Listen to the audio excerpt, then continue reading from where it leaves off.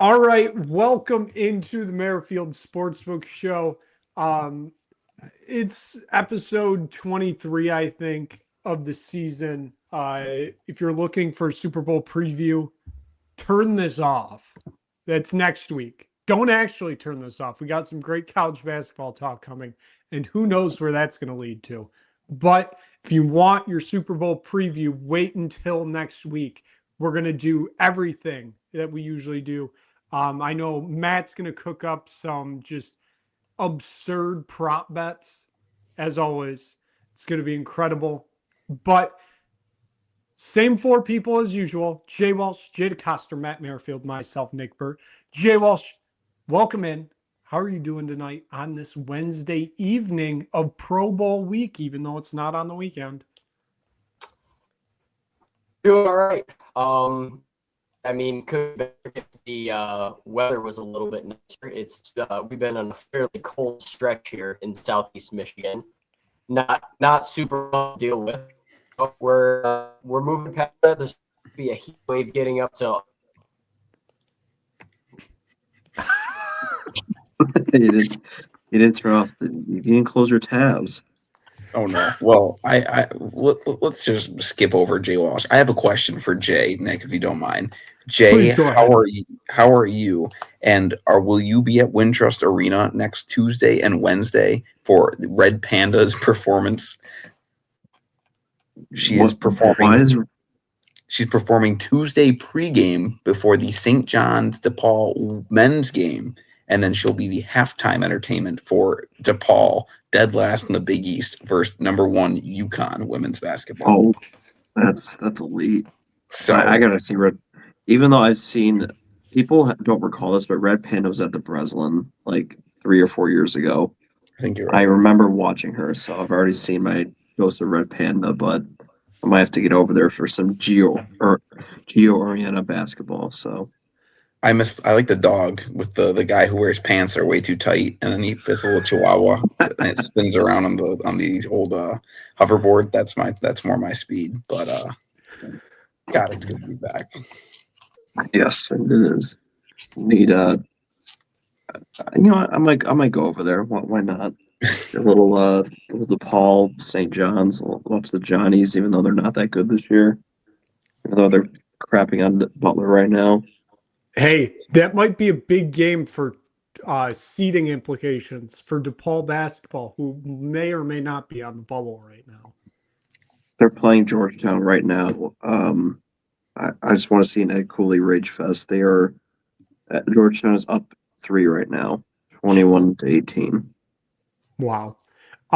Matt, how are you doing on this Wednesday evening? Pretty splendid. I can't wait to slander some college basketball programs here in the next segment as we get an updated fraud con. But otherwise, cannot complain. I can't believe Sam Darnold is playing for a Super Bowl. And I guess the only football talk I will indulge in is to the people that are claiming that the weather on Sunday ruined that football game. Guys, there were 3 quarters of football and 17 combined points scored in those 3 quarters. I don't think it was the snow in the 4th quarter that caused that game to be that piss poor offensively. I think more so the fact that those were probably the best defenses remaining against 2 offenses that just are not great, especially when you have Jarrett fucking Stidham throwing the quarterback in one spot. And then, I do like Drake May, but like Mike Vrabel realized that he was playing Jarrett Stidham and said, we're just going to let Jarrett Stidham do nothing.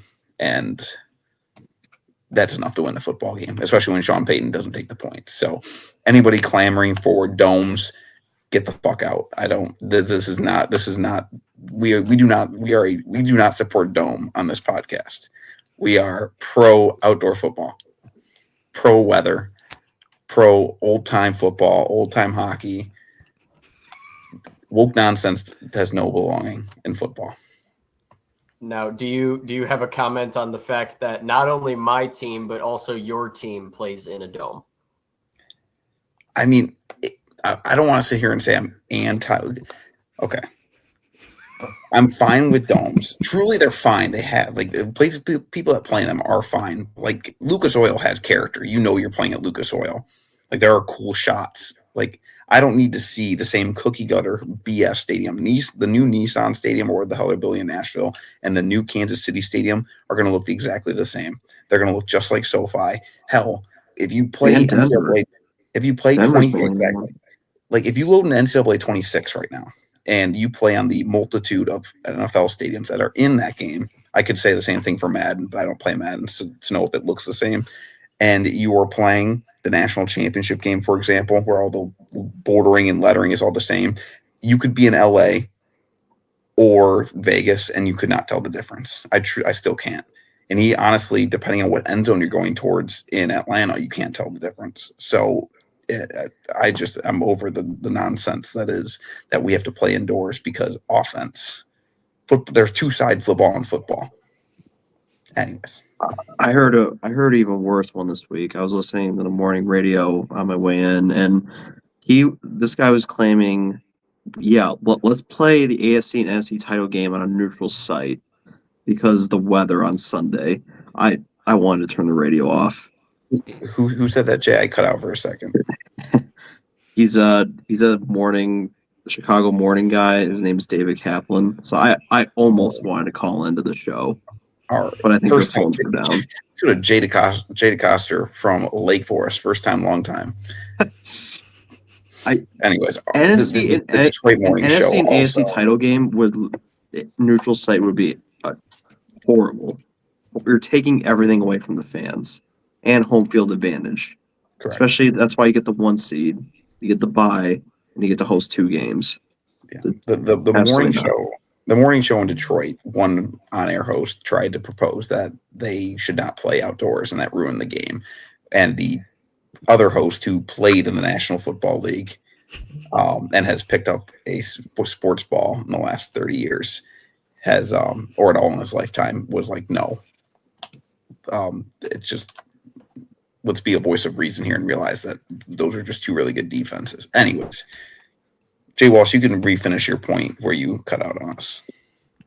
I'm not gonna lie, I didn't really have a point. Just talking about how absolutely cold it is here. It's supposed to be warming up, but hopefully soon. But yeah, ridiculously cold. But ready to talk college hoops. All right, let's get into it. Matt Merrifield has presented us with a beautiful opportunity tonight. With there being no football this weekend, it means it is time for the latest edition of the Fraud Con. All right. Buckle up. Here we go. Should I start at the top or the bottom? The top. Is there a top and bottom? I mean, yes, there's a top. Right. We'll start at the top. Yeah, you got to start at FraudCon 9 and work your way down. We'll start at FraudCon 9. These teams, I feel very safe putting them, if I'm filling out a bracket tomorrow, even though the bracketology scene in college basketball right now could not be any worse. We are in a dire state of bracketology. You have sites that aren't working properly, and I think I went over this last week, of random colors and buttons and arrows going in places they shouldn't. You have other brackets, other organizations who have removed their bracketologist and since filled the position with people putting 3 Big Ten teams as the top 3 seeds in a single region. Guys, you can't do that. Amateur hour. But anyways, regardless of the situation, Duke and Houston, they were in the Final Four last year. Top-end head coaches, elite talent. I don't. They play great defense. I see no gaping holes in these teams, and I feel safe. You know, if it's prom night and my daughter's date shows up to the door and it's Duke or Houston, I feel very safe with how the night is going to end. I mean, like, they're truly, they will take care of you. They will take care of your bracket. You can feel safe with these two. Tell them to be Great. home by 10. They're on the doorstep at 9:58. Correct. And as we go down, the more and more these teams get friskier and friskier to the point where you have a broken down red convertible from the 80s. An old, Virginia down here might be pulling up in a PT Cruiser. Who knows? Regardless, let's move on. Houston, Duke, I feel great about. FraudCon 8, or the exception of FraudCon 9, I think these two are really competitive for a national championship. That's the difference between them and FraudCon 9 versus FraudCon 8 are two teams I think are very, very good. But Michigan State, I refuse to believe that there's a beyond ceiling. I think we saw yesterday, even when this team doesn't have it, there's been 3 games this year where they just truly haven't had it. 2 games especially. Nebraska, and then yesterday versus Rutgers. And the Duke game in the second half, the offense was rough, and they still found a way to be right there in that game, losing by 5. But on the road at Nebraska, at Rutgers, they just don't have it. And they find a way to force overtime because Agent 99 is apparently that guy. And I have to eat crow every time I see him make a shot. But you know what? It's for the betterment of the team. Or Nebraska, we lose by 2. Really good teams, very high floors. Michigan State will not beat themselves. I hope I don't just think the hell out of this basketball team. But truly, if Jeremy Fears is on the floor, Michigan State has nothing to worry about. The question is will he stay out of foul trouble, which he usually does, but you never know. Texas Tech, similarly. It helps that their home floor is just a buzzsaw, but that's a damn good basketball team. They were right there on the doorstep of a Final Four last year, and they're right there. They're a Sweet 16 lock, in my opinion. FraudCon 7, Jay Walsh, I know your opinions on Arizona basketball. I see it. I can't get past Tommy Lloyd. He is quite literally the only reason they are not a FraudCon 9. He is worth 2 FraudCon ratings right there by himself. He should be on this list. He should be one of the logos. He should be a logo on the FraudCon alert system at this point, especially because we have non-active coaches and future non-active coaches on this list. I'm looking at you, Shaka Smart. You also have Kelvin Sampson as the logo for FraudCon 5, even though you just listed him as one of the reasons Houston is in FraudCon 9. Well, he's working on it. It's fine. Nick and I will discuss the future of the head coach logo situation. Maybe next year we'll get a new one. Moving on down. FraudCon 6 is Illinois.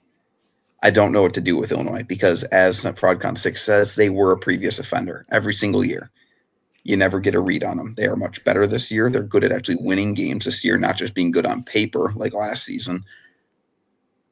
They went into Mackey, which I don't even know how good of a win that was, considering Iowa State also beat the crap out of Purdue there. But Keaton Wagler, is it Keaton Wagler? Is that how you say it? What a performance. But every year, we've seen better Illinois teams do worse in the tournament than what I expect from Illinois. So they sit at FraudCon 6. They're in a teeter spot, but I feel more safe with them, especially compared to these other teams. BYU. You have AJ DeBansa. Richie Sanders is good. I just don't know how high of a ceiling this team has. I just don't think they're at that next level as some of these better teams are in college basketball, unfortunately. UConn. Nick. They can't stop winning close games. This is not Dan Hurley basketball. You're not relying wrong. upon the product of Juwan Howard, Terrace Reed on being your interior presence. And yeah, I don't know. Has Dan lost his fastball? That's the question. I think they're just stuck right now. And the fact that this league isn't good doesn't help. They don't have any challenges, bar maybe St. John's. But in years past, that hasn't mattered. Like they've just done what UConn does. Hurley ball just isn't there this year. 0-7 against the spread in 2026 for those not keeping track at home. That's not good. They're stuck in third gear. I've said that they're stuck in third gear. Hopefully they figure it out by March. If anybody can figure it out, it's Dan Hurley. And that's why they sit at FraudCon 5, because they are scaring me, but I know better than to call out Dan Hurley. Moving on down to the FraudCon 4 through 1, these teams, beware. Like, I think FraudCon 5 and above, they're going to win a game in the tournament, probably 2. They should all be in the Sweet 16. It's just a question of their friskiness in terms of losing to a team that they shouldn't and not showing up. But FraudCon 4, Iowa State, who have they beaten besides they did go into Mackey? But otherwise, their non-conference has not given me much to go off of. They beat St. John's by 1. That's a solid win on a neutral floor. They beat Iowa at home, who's okay. They might be a tournament team. They're like a 10 seed. Creighton's terrible. Syracuse is Syracuse. Mississippi State's bad. And they lost to Kansas badly, as Kansas has figured it out. And then Cincinnati's okay. TJ Otzelberger has been in this spot before. I don't know what to make of the Iowa State Cyclones at the moment. They are elevated frauds. Michigan, I know we're going to talk more about Michigan here in a few minutes with the Michigan State game on Friday. Their defense, I don't even know if it's their defense, more so that the fact that they are just long. Like when they have their starting 5 on the floor with Merez Johnson, Yaxel Lana, Borganata, and Mara, it's hard to score on a team who has 3 guys that are 6'9" or above, and Johnson and Landenborg are tremendous athletes. Their offense is not very good. They do not shoot the basketball very well. They shot the ball well to start the year. That's why they beat, 7 teams in a row by 40-plus points. But they have a similar issue as to what Michigan State has had the last couple of years of, do they have actual people that can knock down shots? And I highly doubt that. Like, truly, who's the best shooter on this team besides Amari Burnett? Trey McKinney's a very good shooter. After that, is Will Cheddar they're an option? Is that who they're going to have to rely upon to knock down some threes? Landenborg can't shoot. And Cadeau can't even make free throws. This team also doesn't shoot free throws very well. They have certain tendencies that I think make them elevated frauds. Free throw shooting, 3-point shooting, and they have a turnover bug. And they also play very risque basketball on offense. They like the behind the back passes, which leads to turnovers. Certain things that I don't know how much I buy into it. Vanderbilt, the reason they're above Nebraska and Virginia is because I like their head coach a lot, future Spartan Mark Byington. Other than that, they're just on par with Nebraska and Virginia in terms of teams that are surprising people. I don't think they're real. I think it's a fugazi, as we're seeing the last couple of nights. I know they had a big one against Kentucky last night, but Vanderbilt they're a solid team. But I think their start to the year was helped by the fact that they played absolutely nobody. They did pick up a big one against Alabama, but they not loving what I'm seeing, especially when they got blown out by Texas and Arkansas last week. Nebraska, great defense. They play hard. Love Nebraska ball.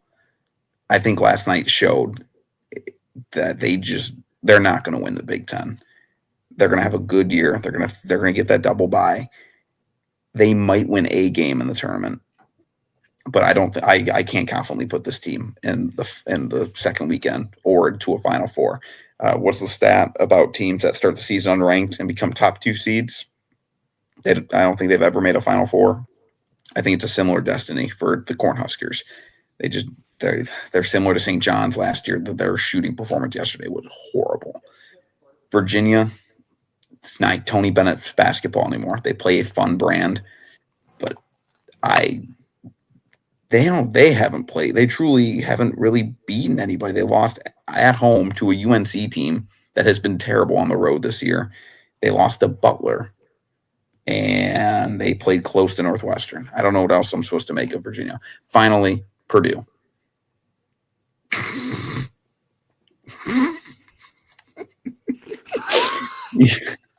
You lost 2 in a row. You lost at home, which you don't do, and then you lost at Indiana in the first time DeVry has coached in that rivalry. Sir, it's 3 in a row. They've lost 3 in a row. They lost at Pauley Pavilion.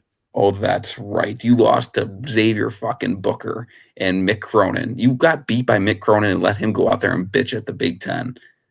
You got beat by a guy who doesn't even enjoy winning. He prefers to bitch and moan. They're broken. I mean, this team, we've seen this song and dance before with Braden Smith, Trey Kaufman, and Fletcher Lawyer. It's not a recipe for success. And the fact that they're not winning now, let alone when they get to March, I don't see it. It's too funny. I can't wait. Can't wait to see what low-seeded team they lose to in the tournament. It's gonna be great. Watch Braden Smith's career go off into the sunset, and then 2 years from now, when Jeremy Fears breaks his assist record on like October 15th of his senior year. So that is FraudCon. Any questions, concerns, comments? I do have a couple comments. Overall, I think this is a good list. I like where a lot of these teams fall. Couple moves that I would make. I think Alabama belongs on this list simply because if you sign an NBA player to your team and then immediately lose the first game you play with said NBA player, I think you belong on the FraudCon list. But that's just me personally. Obviously, I mean, I don't know what the hell is going on with Purdue right now, but I hope we're all very prepared for them to get right as soon as MSU has to travel to Mackey in, about a month, and they'll probably win that game by 35 because MSU for some reason just forgets how to play basketball when they go to that arena. But overall, I think this is a solid list. Not a whole lot else to say. I like the fact that really the only, you have Iowa State and FraudCon 4, but most of the Big 12 is more towards the top end of this list, which I do agree with. I think Iowa State's a good team, but like you said, they still have to kind of prove it against the top tier of the Big 12. So overall, I like it. Mr. DeCoster, do you have any thoughts, comments, concerns? I mean, no, I like the list.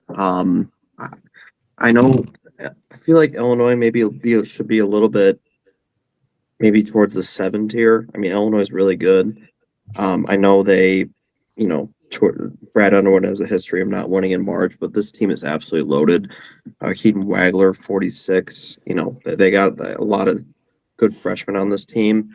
Other than that, I think it's a good list. Yeah, Purdue is absolutely broken. Their schedule's brutal coming up here, I believe, but they're just broken. Like Braden Smith, they had national title hopes, and I have a friend that's like a diehard Purdue fan, and every single time they lose, I just keep talking the shit to him, and it's absolutely fantastic.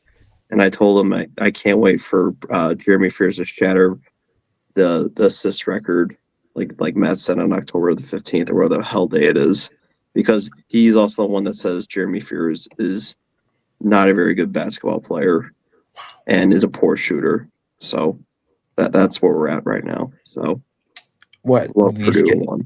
Hopefully he wasn't watching the final couple minutes of Michigan State's game last night when Jeremy Fears transitioned into the point god. No, he just has to cope more because his team is underperforming and they lost to Indiana basketball. Nobody tell Purdue that in 2 weeks they have a stretch of Nebraska on the road, at Iowa, Michigan at home, Indiana at home, Michigan State at home. Plus at Ohio State and at Northwestern, just to round out the schedule, just to finish up. So, Godspeed. Have fun playing on Tuesday at the Big Ten tournament, guys. Just kidding. They won't play that early, but they'll probably lose to a team that played on Tuesday. You just hate to see it, don't you? Because I kept getting the entire year when they signed like Clough and they brought back TK or Trey Kaufman-Renn. I was told that, the Natty's in Indy this year. Oh, we're running it back with all our guys. This is Painter's time to win one. You know what's my favorite part about Oscar Clough? And I said this last April when he committed.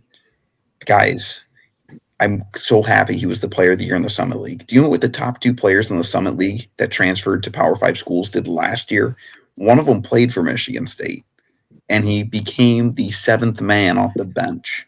Respectfully, and Frankie Fiddler. Respect Frankie Fiddler. I do, but let's not act like he came over and the first team All Summit League player wasn't great. The other one, the player of the year in the Summit League in 24, was Zeke Mayo, and he was okay on a not very good Kansas team for Kansas standards. Like, the Summit League kind of stinks, guys. There's a reason they don't win in the tournament.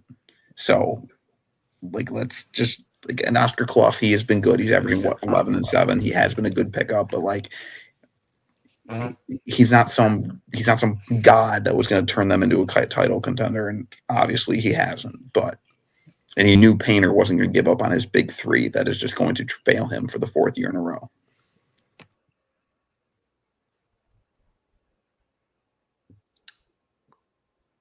Well, what an incredible fraud con we got. It is so nice being blessed with this the last week of January. It will probably circle back around right before conference tournament time, and then right before, of course, the real tournament begins. But I mean, Matt, thank you, because like I said, it is always such a joy to see the fraud con, even though there are some disagreements of the coaches that are on the chart. Let's get into some more college hoops. Jay Walsh, I want to go to you here because you kind of already had the idea in the pre-show of where I wanted to go here. I'll go to you first. Big 12. It's a mess of a gauntlet for a lot of people. I think we can easily say it's the best conference in college basketball right now. They have a lot of contenders here. But man, oh man, the schedule for some of these teams is just brutal. It is. I mean, I was talking to a friend about this earlier. I think top to bottom, I don't think the Big 12 is that crazy because I don't think the middle and bottom tier teams in the Big 12 are anything special. But I would venture to say this is the best top six of a conference I think I've ever seen. I mean, the fact that you can take Kansas and BYU, who have guys who will have a very good shot of going 1-2 in the NBA draft and might be the two best players in the country.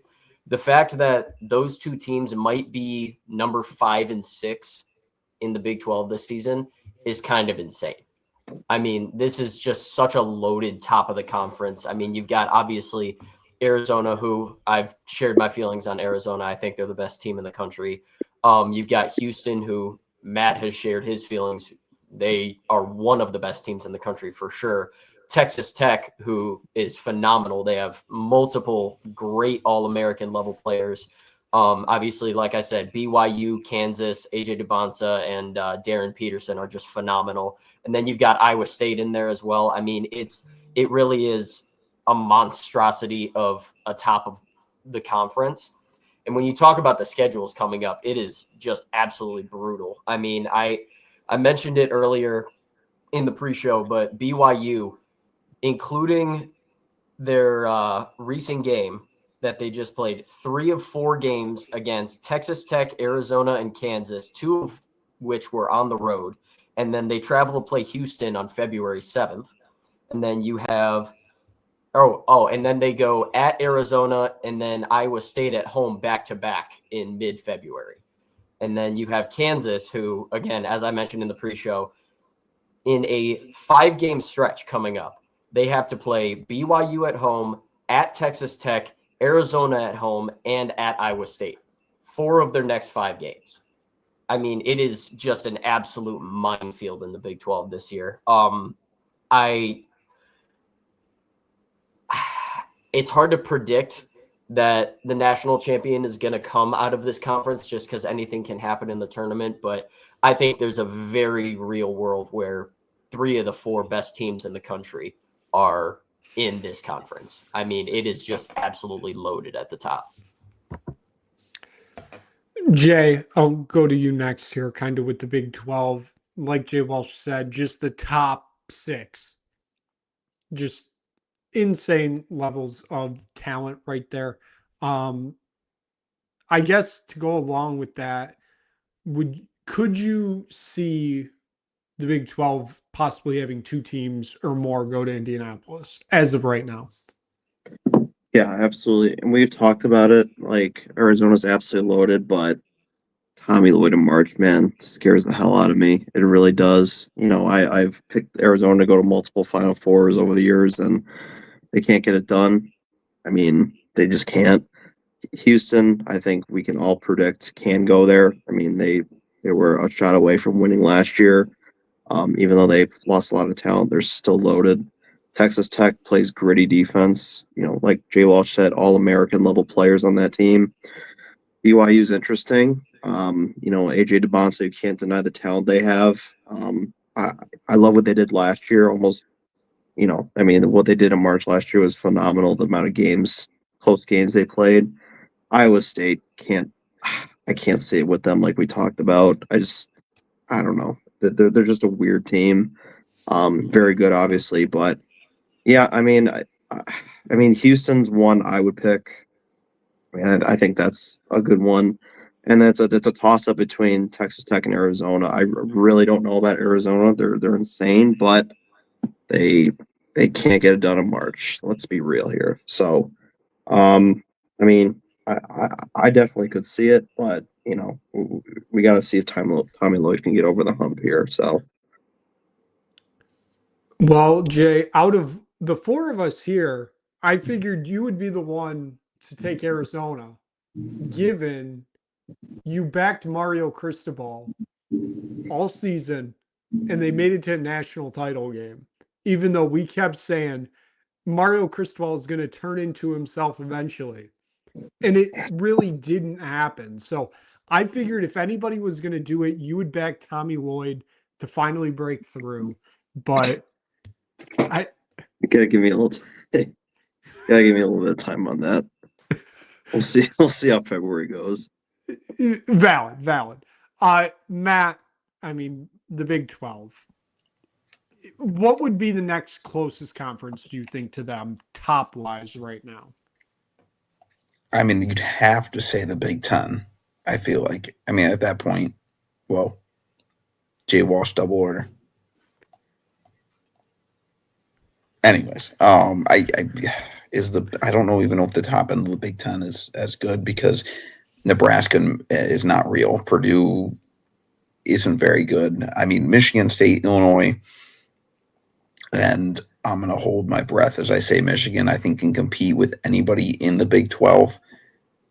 But even if I matched them up, like in any form, I don't know which ones the Big Ten's winning. Like Arizona, Houston, I don't think would lose to any of the Big Ten teams on neutral floor on the Final Four.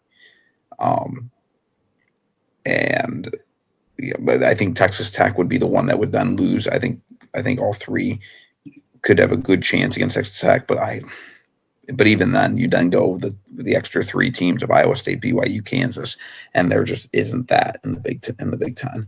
And the ACC does not have it.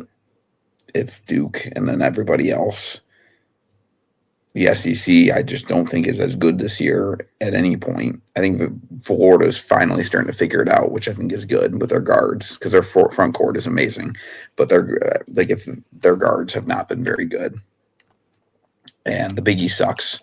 So I guess it has to be the Big Ten. I'm just going to open this to anybody. The SEC obviously does not seem as good as it has been in prior years. But as of right now, I believe it is Texas A&M sitting atop of the league with Arkansas in second, and Florida, I believe, is in third.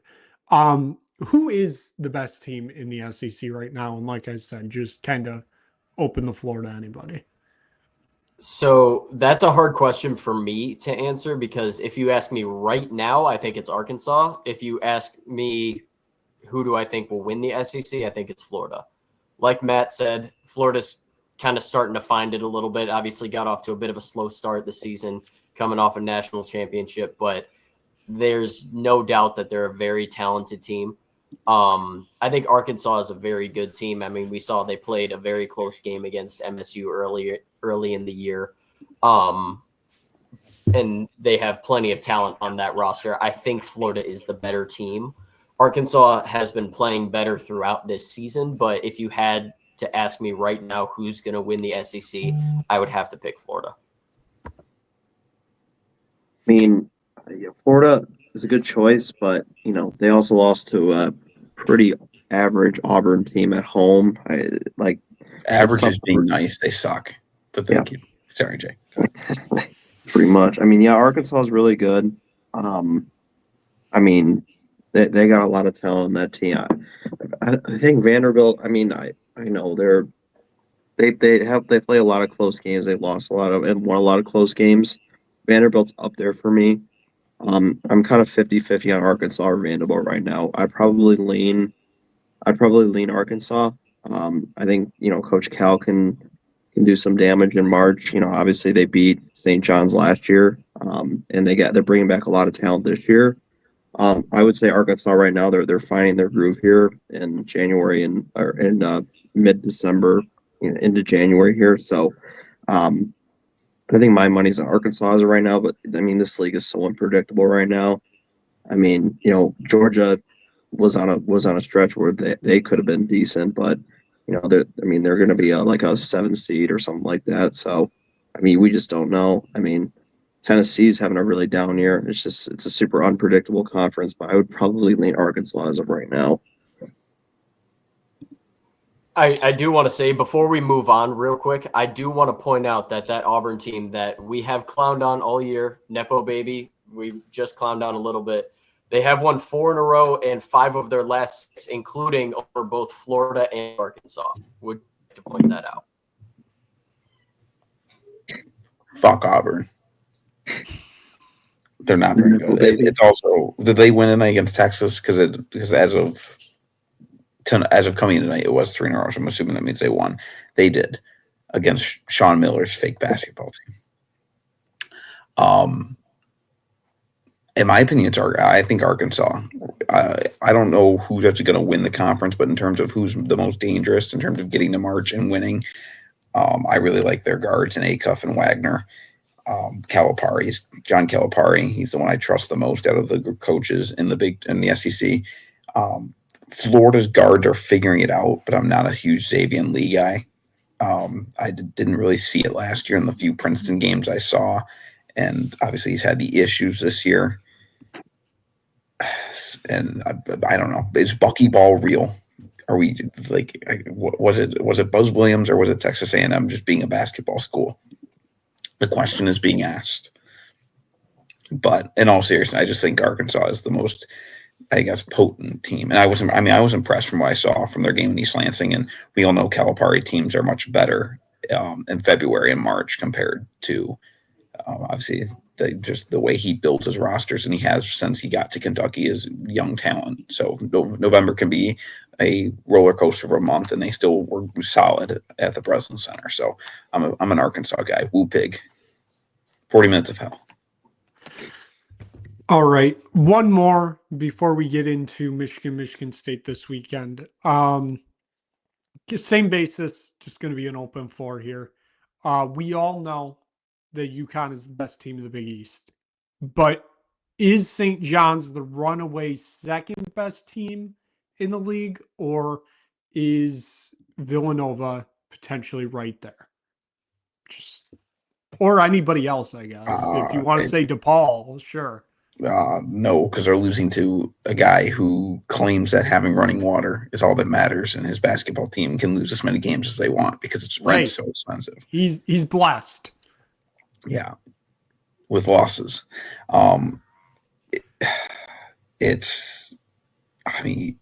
Creighton, I thought, turned the corner, and then they lose by 20 to a future unemployed basketball coach. Like they lost by 24 to Marquette last night. That's it's St. John's. I mean, they're once again, when it comes to being well coached, Pitino is second to none. He's won 900 games for a reason.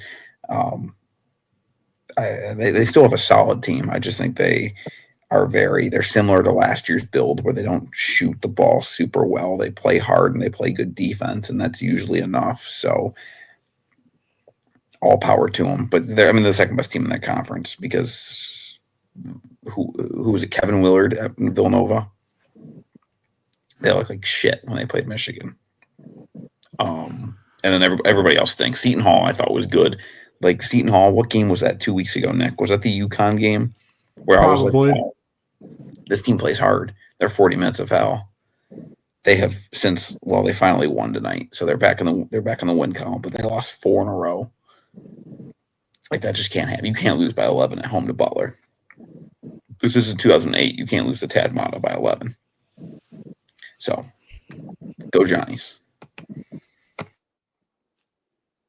I mean, yeah, it's St. John's for me. I think Villanova, it's kind of a transition year. Kevin Willard's trying to get his, his foot setting into everything. He's still trying to rebuild something from Jay Wright.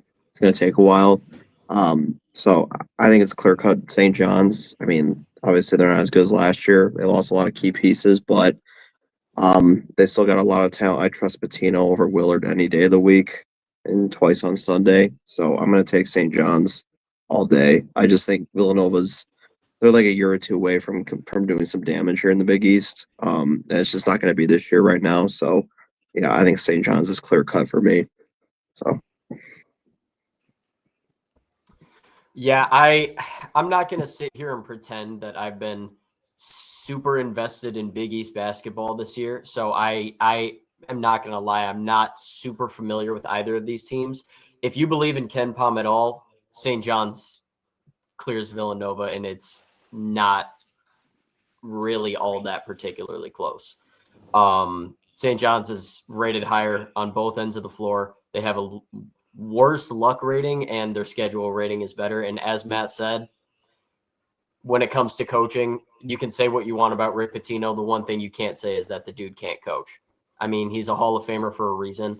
I'm going to go with St. John's. I mean, it's at the end of the day, Pitino is Pitino. We know his teams play hard. They play physical. They play defense. And I think their offense is good enough this year to put them in position put them in position to be in position, as some people would say. I don't know that they're a team that can necessarily make a run in the tournament, but obviously they're going to be there. I definitely think that they're the second best team in the Big East this year. I just don't know that we can really trust Villanova yet. All right. Given that, let's move on. Let's move on. Friday night, 8 p.m. on the Big Fox Network. Gus Johnson, Bill Raftery. It's going to be like a game of NCAA basketball 10 with them on the call at the Breslin Center. It's Michigan State, Michigan. Do we really have Gus Johnson calling this game? It is Gus. The question is it Jackson or is it Raft? I think I figured it was Jackson. Raftery, but I have no idea. The last couple of years, it's been Jackson to do the game with him on Friday nights, which is worse. That is true. So why is Gus Johnson allowed to call Michigan games? Just wait. Is he going to interview Sharon Moore like he did last year? Or was that when was that? I think it was I think that was 2 years ago. Jawan Howard in for a mid-game interview. They'll bring Jawan out for a mid-game interview. Let's bring the guy who's had the most success in court the last week. Let's bring Mel Tucker on the broadcast. So Mel, how did it feel for the case to be? Oh, code car, flying car! Ah! Can't wait. Cannot wait. Anyways, what were you gonna say, Nick? I don't know. Somebody start previewing this game. First to 50 wins. This is gonna be a rock fight. Absolutely ugly basketball. I don't expect there to be a single point scored in the half court by either offense. Whichever team can run better and whichever team can rebound better. And Friday night on a specific coach's birthday at home, I know which team I expect to rebound better and run better and play slightly better defense. That's my preview. I do not expect much. I think it was 3 years ago, Jay, your senior year, when we came back, like the first day of the semester, Michigan State. It was like a noon tip off. That game was 56-53. It was so disgusting. I expect similar numbers, but this is actually two good teams doing it to each other. But yeah, I mean, I agree. I mean, two really good defenses. Michigan State's number one in KenPom defense. Michigan's number two. Yeah, I mean, whatever the over under is. I mean, I don't know. I don't know. Yeah, and you can claim that that it doesn't matter, but knowing the rivalry, Michigan State matters. And once again, Michigan has their most important players have never played in this game, and Michigan State's obviously have, and it matters. And I expect there to just be an edge there. Like for the same reason I like that Michigan State, the first game last year was in Ann Arbor, where Michigan wasn't ready for what State was going to bring. Like senior day, like I don't know what's going to happen this year on senior day in Ann Arbor, but I don't think Landenborg, I don't think Johnson, I don't think Cadeau. Cadeau has played in UNC Duke. That's the closest thing, but still, I expect Michigan State to run through a wall on Friday. Yeah, I mean, I agree. You got, Landenborg hasn't played in a huge game like this. I mean, Nebraska, UAB Michigan. Troy doesn't get fired up like this one. Who even is UAB's biggest rival, or whatever? Memphis. Memphis. Yeah, it gets fired up. What do for they that, play huh? over? A gas station slab of ribs. Memphis does play for a rack of ribs in one of their football rivalries, so it's not so far It's removed. with UAB. Wow. I want it known that I did not actually. I knew they played for rack of ribs. I did not know it was against UAB when that original comment was made. I wanted it on the record. That was just a wild guess at basically culturally appropriating the areas of UAB and Memphis. You don't think a Di Mara got fired up for UCLA, USC? You don't think that got him fired up for that? Unless I don't even know what two sports those two schools would get fired up against each other to play, because neither one of them cares about football or basketball enough. Yeah, maybe gymnastics. I think is USC good at gymnastics? I don't know if they have a team. Beach volleyball, maybe. Anyways, but no, I mean, this is going to be an absolute rock fight. I mean, I do expect it to be very, very low scoring. I think you're going to have to see Fears show up in the first half, because you didn't see that against Rutgers, and that's why they were behind. When Fears goes, this team goes. You got to see Kohler shoot the ball better. You just haven't really seen that the last few games. So if we get some of that, I think State rolls. Michigan hasn't beaten MSU at Breslin, I believe, over 2,500 days. I believe it is. I think that continues. It's just a different beast for Michigan when you're going up against a team like this in this rivalry. So I think MSU rolls in this one in a close rock fight. So. Yeah, I do agree with you guys that I see this game being low scoring. Obviously, I mean, I think they might be the two top rated defenses on KenPom right now. So definitely could see that. Both of these teams, good rebounding. The main things that I think Michigan State needs to do in this game if they're going to win is as Jay said, Jackson Kohler's got to be better. I mean, he started the year red hot, but he's definitely had a couple off games in a row here. He kind of got things going in at the beginning of overtime against Rutgers. We need to see that Jackson Kohler, not the Jackson Kohler that we saw for the first 38 minutes of that game. And then number two, the one spot, because, I mean, we know that all the metrics love Michigan. They've loved Michigan the entire year. The one place where MSU really has a big advantage over Michigan, in my mind, is the free throw line. Matt pointed it out earlier when he was talking about Michigan and the fraud con. They have kind of struggled this year from the free throw line. A lot of their best players are not very good free throw shooters. And then the one glaring part of Michigan's defense that really worries me is Mara in the center, because when I watched MSU play UCLA last year, anytime he was on the floor, our offense just completely stagnated.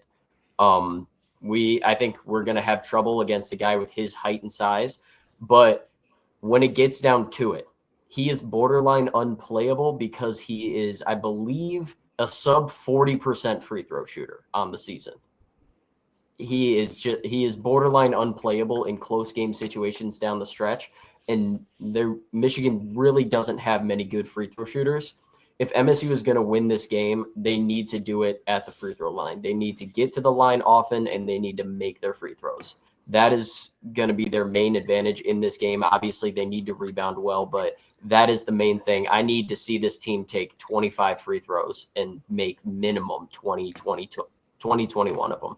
The other thing that I do want to point out, I know Michigan's a very good rebounding team, and they are part of that is because of how big they are. But in a game like this, I will actually quote a fun story from Rick Mahorn last year at the Michigan State game in Ann Arbor. Fun fact: he was he was color for national radio for that broadcast, and he was situated right next to myself in front of the program, Allie Cohen. Still as mean and not mean. He's not a mean person, actually a very nice guy, but mean looking and intimidating, even for a guy who's basically strapped to his chair in his broadcast booth and didn't move the entire game. But either way, at halftime of that game, Michigan State was dominating the boards, despite Michigan's immense size with Golden and Danny Wolf. And the engineer and the play-by-play guy were like, how is this happening? And Rick Mahorn goes, well, rebounding isn't about size. Those big guys are lazy. They don't want to move their ass. This is not on air, by the way. This was just him yapping to whoever would listen to him in the media area, whatever you want to call it, at the Chrysler Center. But yeah, he was talking about how just because Michigan has size in a game like that against Michigan State, it does not matter. And Michigan might come in to East Lansing and shoot the lights out on Friday, and if they do, congratulations. If either team shoots 40% from three, they win. Like that doesn't matter what the rest of you do. But I don't expect either team to do that. And if you expect your team to do that, doesn't matter which fan base you're part of, you're stupid. And it's going to come down to which team is more likely to win if both teams shoot under 30% from deep. And I think the little things when it comes to Michigan State, which we've seen them do in the big games the last 2 years, with the players like Jeremy Fears, with the attitude and effort of Jackson Kohler and Carson Cooper down low, and even Cohen Carr to an extent. This team has a will to win, and very few teams have it. And I guess we'll find out. I'm excited. 2 words, my final thoughts. 2 words, Nick. Michigan State, Michigan. Must-see TV. All right, Chuck. You say quick and to the point. You said 2 words. Steve Nash and Chris Paul. That's 3. Well, if Okay. there's the M dash, if there's the dashes, that's all one word, is it not? So Chris Paul, not a word, all one word because it's a person. Steve Nash, must see TV. Boom, 3 words right there. Anyways. All right. Everybody is going that this game is going to be a rock fight. Just checked with my sources in Vegas. And that source is FanDuel Sportsbook. The over-under is 145.5. Lord. What the over or under here? That is a very safe under to hit. I want to say this game is like I'm a little bit more optimistic about the scoring than Matt is. He said what I believe first to 50. Like Yeah, truly, I think truly first to 60. I don't think the total I was going to say 125. No, just going to say I think I could very easily see this being like a 65-60 type game. 63-58. That's the final score from the Breslin Center. Who wins? Probably Michigan State, but 63-58. I do think if it's a higher scoring game, I think Michigan wins. I think MSU needs this game to be a lower scoring game if they're going to win. I think if both offenses start clicking, I think Michigan outscores Michigan State in this game. I think the odds are that it's going to be a low scoring game because, like we said, these are 2 great defenses. But I do think if that over hits, I think Michigan wins. So in this event of a high scoring game, who is the guy for Michigan that's going to light up the spark? It's got to be Trey McKinney, right? The 5-star, played in the building multiple times in high school for Orchard Lake.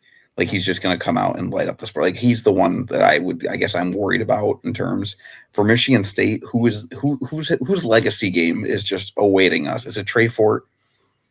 It's probably not. Trey Fort probably won't see the floor. Divine. I don't see Divine having 2 moments back to back like that. I mean, hey, He could. He's proved us wrong. I don't think he will. I could see this. I could see this being a Jordan Scott game. Just he comes out of nowhere and has like a freshman year Malik Hall type game where he just hits like 4 or 5 threes. I could see that coming out of nowhere. Jordan Scott's a great pick. I think Cam Ward's gonna have to play like a mean motherfucker in the minutes that he does get. So the only issue with me picking Cam Ward is, like I said, I think they're really going to struggle against Mara's size underneath, and I don't think I've seen Cam Ward take a shot more than 5 feet from the basket this season. You gotta believe the fact that, like I talked about, and just the attitude of this game for Michigan State, and you're telling me the kid who would yell at people, "I work harder than you," that's the guy I want on the floor on Friday night. I don't care how he's shooting. Are you telling me you don't believe that Michigan works hard? Not as hard as Cam Ward, apparently. Those are his words, not mine. Yes, January 7th, 2023. It was a 59-53 final between the Spartans and Wolverines. We are getting a similar number on Friday. Wow. Nick, what'd you say the number was? 145? Yes, 145 and a half. I'm going to do some quick math while you guys continue talking and figure out the last time we would have hit that number. Actually, I had your answer. But February 18th, 2023, the last time Michigan won. No, I was saying at Breslin. Oh, at the Breslin. So it was when Mo Wagner crossed up. Right. Yeah, the last time Michigan won in the Breslin was 2018. January 15th, I want to say 2018 was the last. 20. Yeah. No, it was 2018. Yeah. January 13th, 2018. That was the last time they won it. Fun fact about that 145 number. Since the start of the 21 season, or since Michigan State won that meeting to basically push themselves into the tournament in 2021. Or I guess, hold on. Yeah. Shout out Aaron Henry, by the way. 2, 3. Carried us to that dog shit. The most dog shit season of Michigan State basketball. So Michigan State has won, I think. Hold on. You keep talking. I have to. This Wikipedia page is giving me anxiety. Yeah. Shout out Aaron Henry. Shout out Aaron Henry. 2021 Michigan State Spartans. Who can forget them? That was the worst. That was such a bad team. Oh my god. Lost to UCLA in the play-in. Was that freshman year AJ Hogard? I Yes. want to say it was. Yeah. What a time. The guy who couldn't dribble through traffic in any way, in any context. What a time to be alive.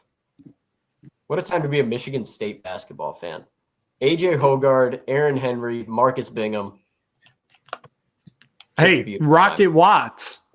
Rocket Watts. Oh my God. Rocket Watts fooled me. I was all in on Rocket Watts coming in as a freshman. Julius Marble Watts to work so bad. Hey, the most automatic 15-foot mid-range jump shot I have ever seen. I don't think he ever missed one. You put that man 2 feet to the left of the free throw line and just tell him to drain 1,000 jumpers in a row. He's getting out of that gym ASAP.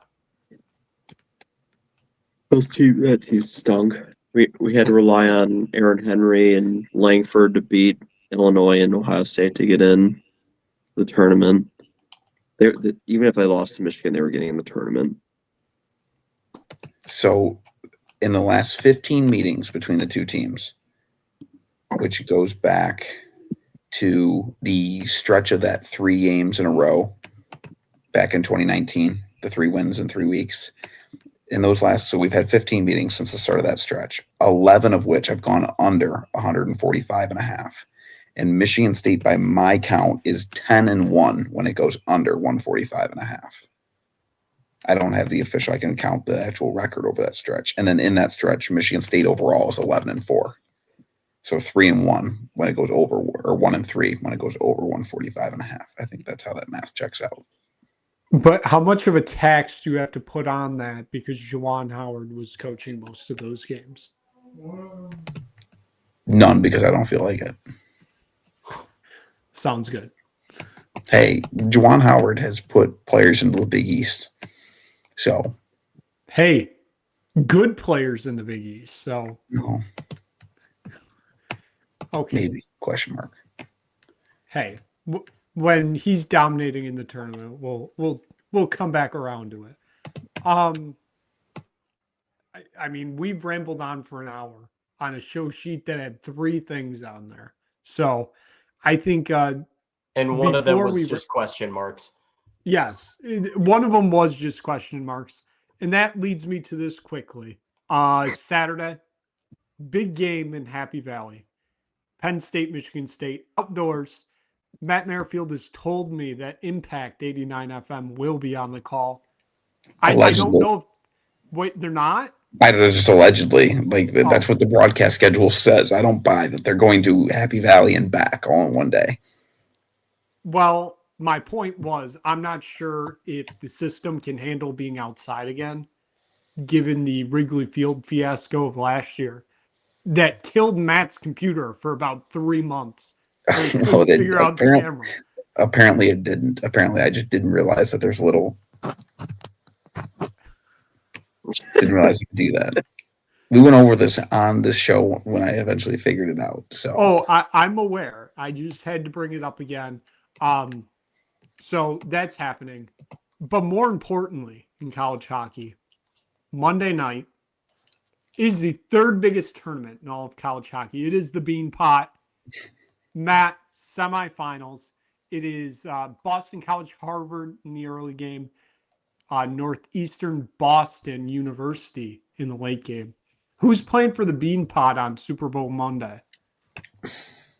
I'm usually a Northeastern guy when the Bean Pot rolls around. I think this is the year Harvard makes it to the championship game. So that would be BC playing Harvard in the championship. Yes. No, BC and Harvard play in the semis. Never mind. Actually, I still like Harvard because BU is the better team this year, if I'm not mistaken. Yes, BU, Harvard. BU wins the Bean Pot, unfortunately. Jay Walsh, I know your answer here. So just go ahead and say Boston University is winning the Bean Pot. Okay, I'm now seeing that Boston sucks. So BC is ranked, BU isn't, but I still stand by it. BU is winning the Bean Pot. Boston University. Is Harvard even good? No. Okay, fair enough. The Bean Pot's weird though. My coworker has stressed it many times. The Bean Pot is weird. You know why? Like Nick, do you know why Harvard is going to win? Because they have a Flint Firebird committed to play for them next season. That's all that matters. That is all that matters. What else? I mean, we can't say anything else about that. That is absolutely incredible. Is Penn State not ranked? I'm sorry. I'm like, oh, they are. Okay. I mean, I'm looking at the website. They're not. It's not showing they're ranked. So, fuck Evan McKenna. That's all I got. Hey, you better be ready to say that when he's a Chicago Blackhawk. So they're not getting it. There's no way. They have to get lucky in the lottery. Yeah, Chicago getting lucky in the lottery. That sounds like something Gary Bettman wouldn't do at all. Matt, you guys got Celebrini, so I don't want to hear that. I mean, I'm just saying, I didn't. My team will be busy in the playoffs, so I don't have to worry about Gavin McKenna. Whatever. What's this behind your ear? What? Oh, okay. We're still we got a point yesterday. Oh, point. This is why you come to the Merrifield Sportsbook Show.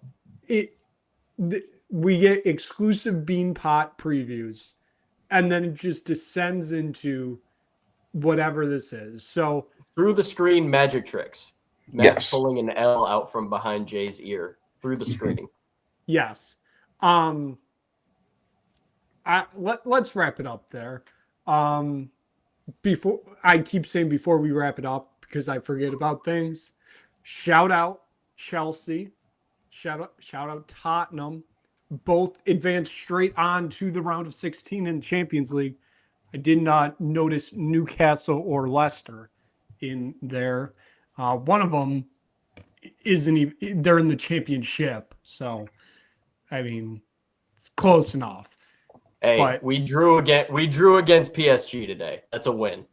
Hey, we drew against PSG at the beginning of the season. So, I mean, it's not that remarkable. So, it is what it is. Now let's. One more okay. thing. Sorry. I know we keep extending it. One more thing. Going back to Alabama basketball.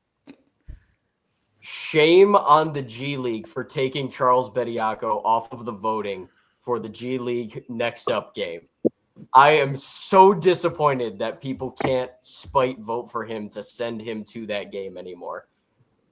That was one of the things I was most looking forward to because I knew people were going to get it done and he was going to be voted in. And I'm so disappointed in the G League for taking him off the voting. Anyway, I digress. Alabama basketball frauds because you have an NBA player and you still can't win. Incredible. Let's officially wrap it up here. For Jay DeCoster, for Matt Merrifield, for Justin Walsh, for myself, Nick Burt, thank you so much for watching this episode of the Merrifield Sportsbook Show. We will be back next week. It is Super Bowl preview. Like I said at the beginning of the show, it's going to be everything you want. Prop bets. How many times are, the Seahawks going to run the ball? How many times is, the Patriots owner going to be shown? I don't know. We're going to come up with great things. I can't wait. So thank you so much for watching. We will see you again next week for another episode of the Merrifield Sportsbook Show.